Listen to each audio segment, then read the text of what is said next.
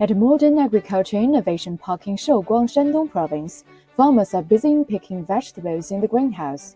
一天一摘基本差不多净说这一查出去了，这净是高峰期我要碰一年就产着4.5至5万斤左右Shouguang is one of China's major vegetable production bases, and this park has around 160 vegetable greenhouses with an annual yield of 3,600 tons.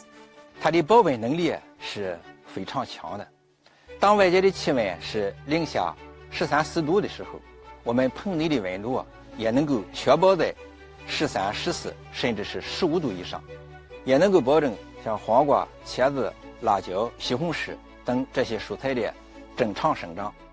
外加上我们又有智能设备的一些应用，所生产的蔬菜不仅产量有保障，品质呢也会更好。Also, as one of China's main vegetable distribution centers, Shouguang strives to ensure timely allocation of vegetables from and to the country's other markets. 目前，咱们合作社交易的品种有黄瓜、丝瓜、茄子、五彩椒、小黄瓜等10多个品种。我们合作社也组织了外调，保障菜品的丰富、菜量的充足，满足各地市场的需求。现在每天的交易量是50吨，高峰期是在150吨左右。